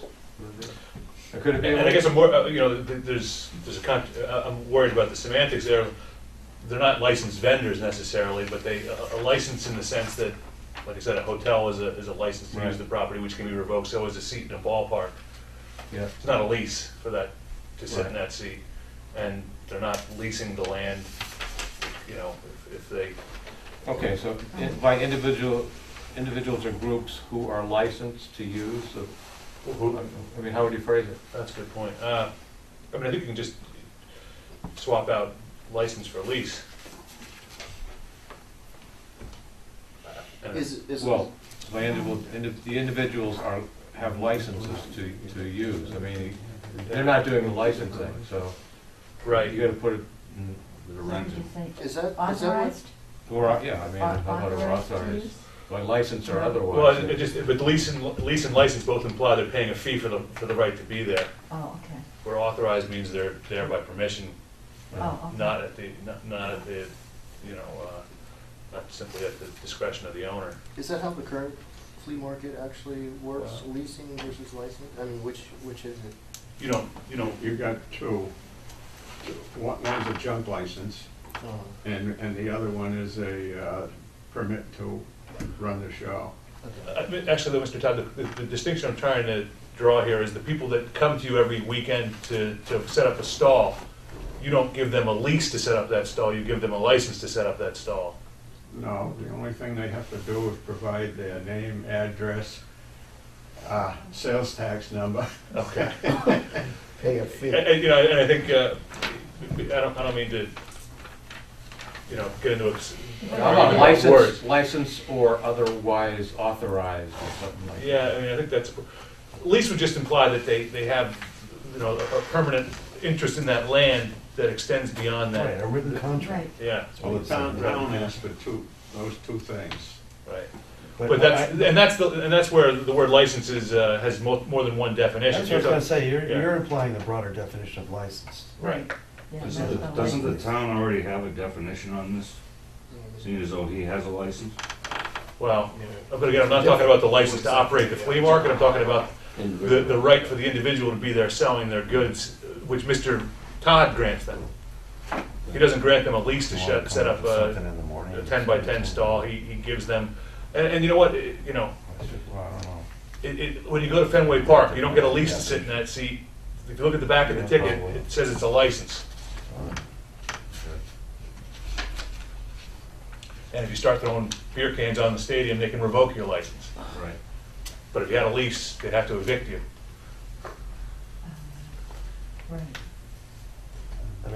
I mean, flea market means the use of land, structures, or buildings for sale of goods, usually secondhand or cut rate, as Cliff was saying, by individuals or groups, which lease the portion of the building or land from which use, license, or use, or otherwise I would authorized. say license or otherwise authorized, that would cover it. To use the portion of the building or land from which they sell by the hour, day, week, or month. That's it. Yeah, by going into further depth with what the recommended use is, I think you're defining what we need to define. Yeah. Well, is there any worry about this coming into conflict with the general bylaw definition? Because it defines it like flea markets in terms of the as a transit business, but it's not a very, I don't know for this No, it purpose. doesn't, would be because it bad. already, when you sell by hour, day, week, or month, that implies transient, Yeah. doesn't it? Yes. I think we also, particularly because Mr. Conley's interested in using his land not necessarily for a flea market, but perhaps for a parking lot, we gotta define accessory uses. I mean, it's likely you may not have a single person. The parking I is think- covered I under think- the No. I don't think we should go there, that's not the intent. But nonetheless, it's, Because then There's a site plan that's been approved. right, because they're coming for a special permit. And okay, that but was, isn't it possible that you may just rent parking spaces and never rent a stall? Maybe. Well, I hope not, going through all this aggravation. Okay, so I thought. You have to provide parking. Yeah, but I thought you currently provide parking for people that are going to Mr. Todd's site, right? And they also go in the building that's existing there that we sell stuff out of. Okay. I see what you're driving at though. what, do Yeah. you have a definition of antique store and that sort of thing? I don't think we have one, do we? I don't know that we need one, I mean, How do we cover this art You accept that, gallery thing, or do we just I add think it? artisan, I don't think, Please. but it makes it, if you've gone into an antique store, I mean, I've gone into a lot of them. that's usually. There's art and Right. pottery, there's, That's- those things are already there, aren't they? Yeah. Aren't they in these stores? I mean, I go into them. I mean, why, if, that's a I mean, there's slippery enough- slope. There's There's enough about a things- zillion things. I mean, how are we gonna, what are we gonna list everything and then we leave things out? Well, there's a flexibility to address some of the needs of some of the neighbors as well in putting in something as simple as an art gallery and pottery, just so we don't all have to go through this again. I think we're covered. Yeah, that's the point I made. I mean, I don't wanna go too far of what we've advertised, you know, the purpose of this. That may negate, I'll tell you, you start doing that, We then might have to start over. the Attorney General's office scrutinizes these things very closely. From what you In the language, if from what you have advertise, if flexibility you, to define this and broaden it, at the request of some of the neighbors that, you know, may wanna do that down the line. and you have to re-advertise, Say that again? and you have to re-advertise. I believe, I may be, I can't speak for them, but you send in a packet to them, you know, and you show that you followed the open meeting law to the T, You know, to the T. Like you advertise it 2 times, you show them, and you give them a copy of the article. You give them a packet to the AG's office so they can review it. And if they see the article deviating from what the public hearing notice said, I mean, I can't speak for what they would do, but they might call up and go, what are you doing? They have every right to send this right back to the town and not have it go, not be implemented, that's their right. And I've been through this personally in the town that I work in, and you kind of wait for them, you've been involved in this, right? Sometimes they come back, what, to reword, what do they do? Huh? When the AG's office, do they ask for rewording sometimes? Well, sometimes. Have they ever turned it down here in town? When you A few times for various reasons, none for that reason. And then what happens? Well, you have to start over again. But if you go to Salt Marsh Antiques, you'll find people who, in that case, it might be a lease of their square, that are all paintings. There are a couple of bays. We have to worry about that. I mean, Okay. maybe just take note over the next 6 months after this passes, I mean, in its actual practical application, and see if it's necessary. You can always come back right. at a later time. But to be honest, I mean, Steve, I mean, there weren't 3 or 4 people in citizens petition, people came in and said they wanted art gallery.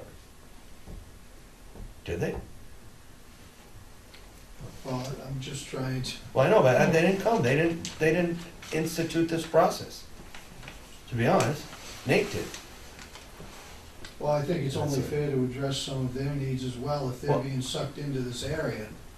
That's why I think there's a I brought up broad, that that might be something that they might be interested in. but I think there's a broad enough definition there. Yeah, there's a broad, antique shop is Okay. broad enough that we can include artwork, I You think. certainly can.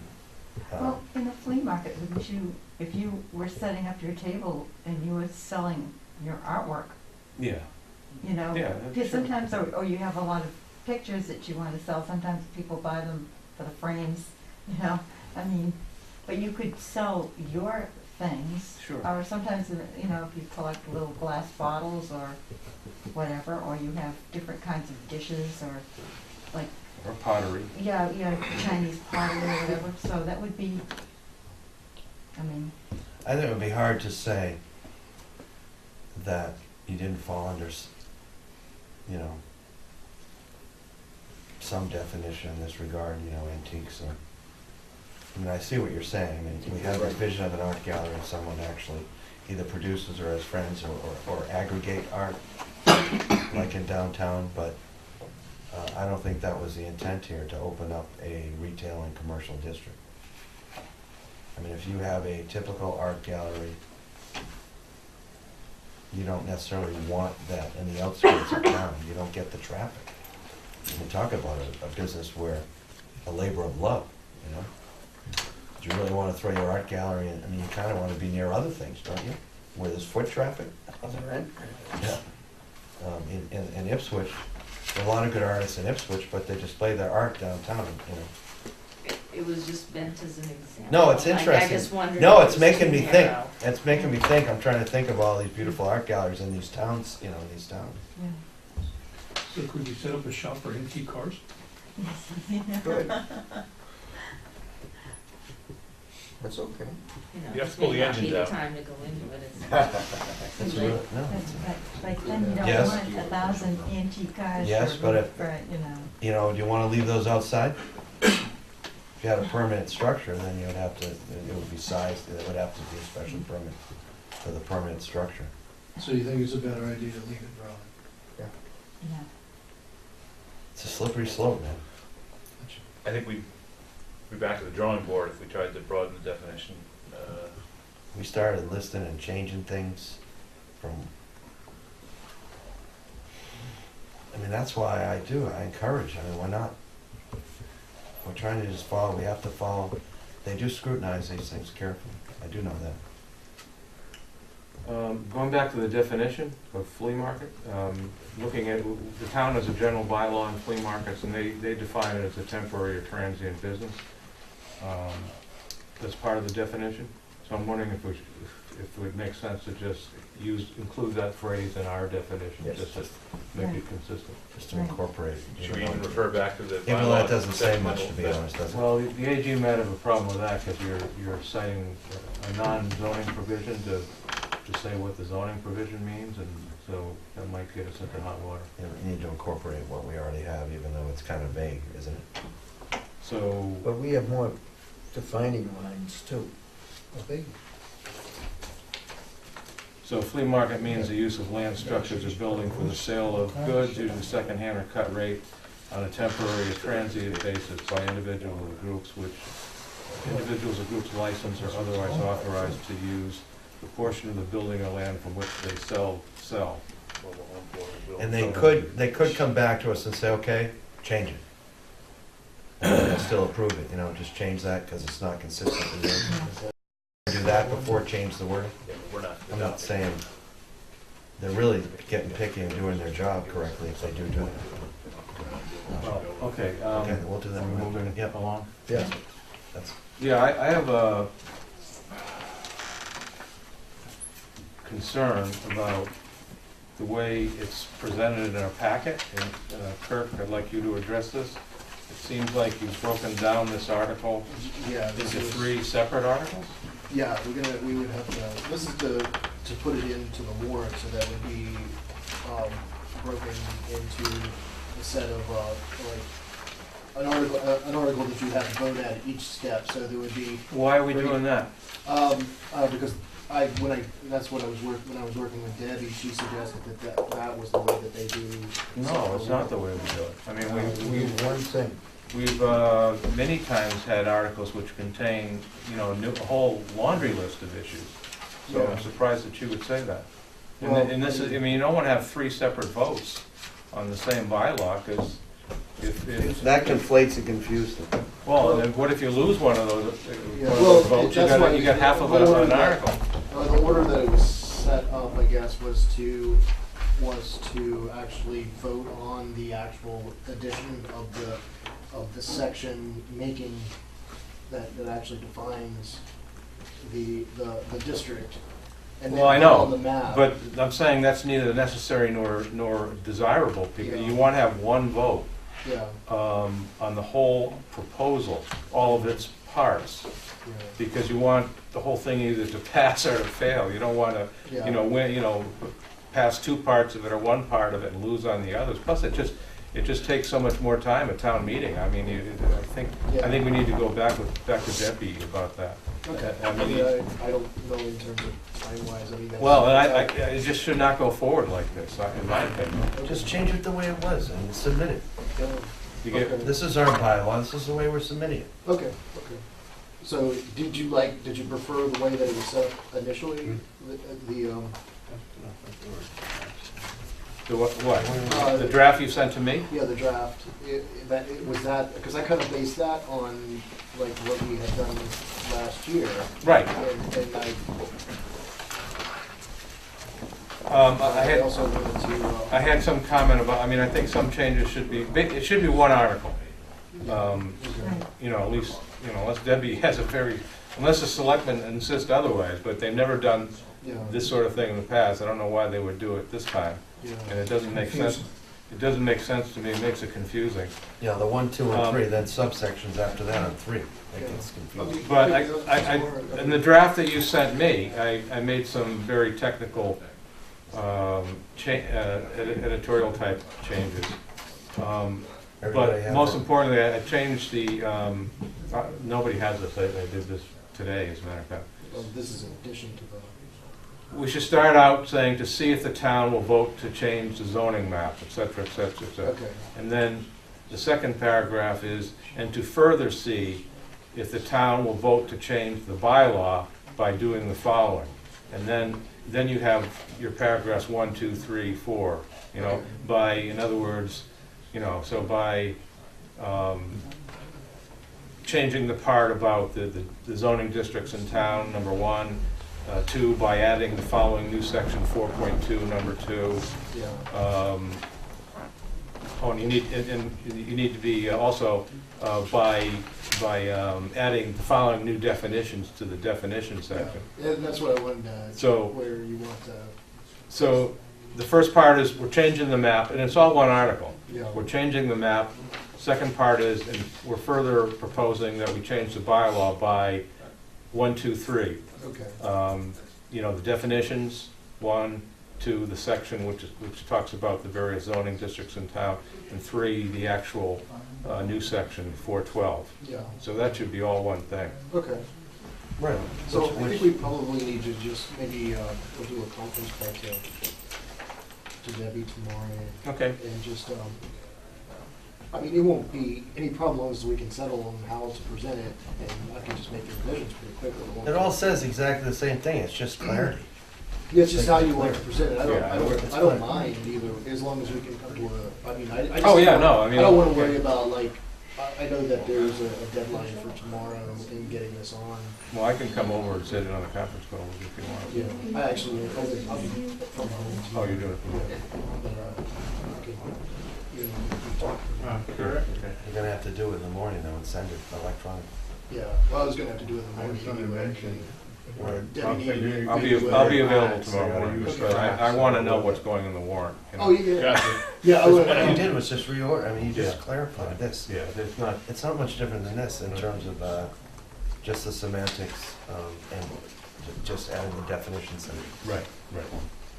yeah. which just, need to be added anyway. So here's a, Okay, so I can go like this, and if I go in and do it, Because you can't imply there's 3 separate votes. You're not voting on the map, you're not voting on amending the protective zoning bylaw to see if we can even do it, and then you're not voting to approve the new section. it has to be one thing. You know, you're not separating into 3 separate votes, Well, I think that the antiques are covered. all right? okay. It's not gonna be presented like that, it's ridiculous, people get confused. And, Why are we you know, voting to change the and bylaw? potentially we when could end that- up with 2 passing and 1 not. Yeah. Which would be, Well, because we're You voting, said, didn't we already vote on which this? would sound like Obamacare. the amendment has to happen in this sequence, so we're voting for the whole sequence. Yeah, I mean, yeah. you can't amend something if you don't have a new section. You Yeah. can't amend it if you don't cite the old section. You Yeah, can't that's- amend it if you don't have definitions on what is being put in the new section. Yeah, Mr. Todd mentioned And you can't amend it if you don't have a map. yeah. So all those things are in it, that's all. Right, and they're all in it. Yeah, it's one vote. See? I was just saying, Mr. Todd, wanted to see the word crafts put in there, arts and crafts, I don't know. arts and crafts go together. Yeah, we're not, they're all included, yeah. Well, Right, I think- just to bring it up. Aren't they And the reason I say it is, there's a woman down there that does specialized paintings for Williamsburg down in Virginia. And she is able to take things and, shall we say, recreate them, make things something better from what it was. So that's why I say add the word crafts to it. Well, you could say goods including arts and crafts if you wanted to. I mean, arts and crafts are goods, but if you want to specify that goods includes arts and I crafts. kinda like mean, the word arts and crafts. Including but not limited to. Because actually, people do take antiques and they kind of rework them. You mean like paint the nice mahogany white Well, and sell it to the young crowd? well, they take old glass, old wire, you know, they do things with all There's those. gotta be a word or phrase that covers everything. Well, goods does, but, you know. Yeah. Goods does, and arts But and crafts. it doesn't hurt to. I don't want to get into the semantics of whether something's old or new, Yeah, right. you know? One day old. Because that's, people have this like connotation with antique, you know, where Right. that's kind of changed over the years in this country with the advent of eBay and stuff, you know, and everything. It's not, people exchange goods, you know, that they no longer want to use. one person's antique is somebody else's Even if piece it's- of junk. Even if it's used one time, it becomes a used good. Are we almost done? Yeah.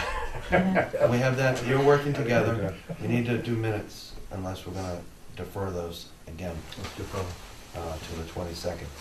We convene on the 22nd, but no more public hearings on this. Okay.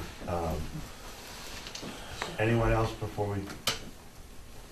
Kirk, and just so you know the process, they're just basically looking to leave it, just so that we can get this, to make sure it's in the proper format, to get it on the warrant, because we're getting the pressure from town administrator and the selectmen, because they do have deadlines. We're already in April, and May is the town meeting. So Kirk and Cliff just gonna work on some legalese, and Chris, if you have any input on that.